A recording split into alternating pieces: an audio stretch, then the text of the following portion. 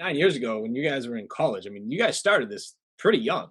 Yeah. How do you think, I mean, you guys are clearly successful. You have a huge facility. Everyone knows you guys. How do you think you guys have been able to be so successful? Like it's not easy to start your own business, never mind a big business at such a young age.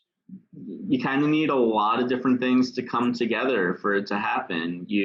We certainly put in the work and made a lot of sacrifices and made it happen from the personal end, but you have to get lucky. Our timing in the beer industry was great. We were right at the front of the huge upswing of craft beer, so the timing couldn't have been much better. Generally, especially locally, looking at what's happened to Framingham in the last 10 years, I think we're located in a great spot and a great community that's really embraced us. Yeah, I don't know. It's hard to point to any one thing. You see all of these things that could have gone wrong, and some of them did, but you figure it out and you get some lucky breaks. And when you get a lucky break, you attack and do more and more and more and push it and push it and push it. And I don't know, here we are. I wish I could succinctly say like, oh, if you just do these 7 things, you're all set. But you need to do those 7 things and get lucky and have a time right and. Yeah, that's fair. I mean, I'm a big proponent on the more you work, the quote unquote luckier you get. I think you kind of create in some fashion your own luck. Some things are going to become successful. You're going to have huge challenges. You're going to have some failures, but I think without those failures, you can't achieve success. I mean, that's my personal belief behind it. I think if you just do a whole bunch of the little things correctly, and eventually things just converge and things just start to line up because of all the hard work. That's it. If you're not putting in the work, you're probably not going to make it. You have to be unbelievably lucky. Yeah. The work, that willingness to put yourself out there and do the work is kind of, just table stakes. If you're not in, you're not going to win. But from there, you need to get some things to break your way. And when they do, you need to recognize that that's happening and you need to take advantage. I think if there's one thing my brothers and I think are pretty good at, it's being flexible and adjusting plans on the fly. And, when we see something breaking our way, we don't just let it happen. We'll force the issue and we'll go take advantage of that. Early on, we tried some unique package types. We were really focused on trying to make this 4-pack of half-liter bottles work. And it just didn't resonate. People saw 4 bottles as opposed to 6 bottles and figured it was less beer, even though they were bigger bottles and it was basically the same amount of beer. But anyway, so we cut that pretty quickly and moved into the more standard 6-pack of 12-ounce bottles. I think that's just an example of a specific challenge, but I think the bigger picture challenges were related to growing really, really fast. So we, especially 2014, 15, and 16, most clearly 2015, we went from maybe 24, 25 employees at the beginning of 2015 to about 100 by the end of the year. And we did not have an HR person. We did not have an accountant. We were just flying by the seat of our pants.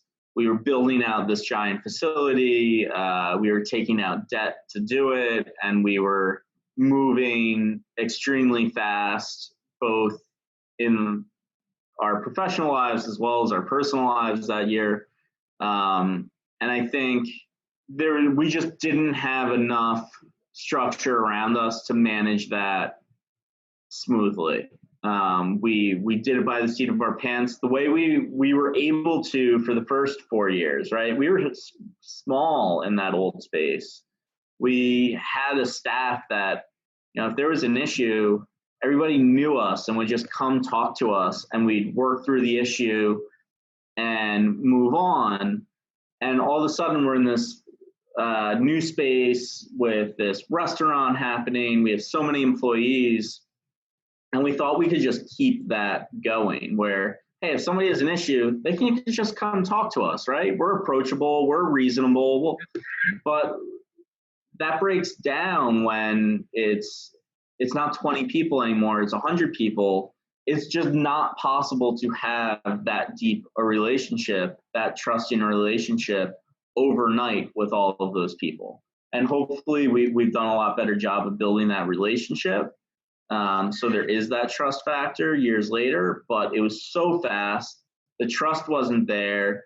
And we didn't fully understand that we suddenly needed systems. We needed,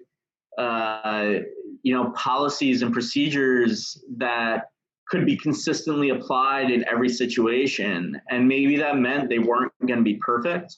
And we cherished that, the solution for one employee's problem may be different for that person than somebody else who's experiencing the same problem. And we love being able to say, hey, you want to do it that way? Great. Let's do it that way. That works for you. And this guy, we're going to do it another way, and that's going to work for him, and everybody's going to be happy.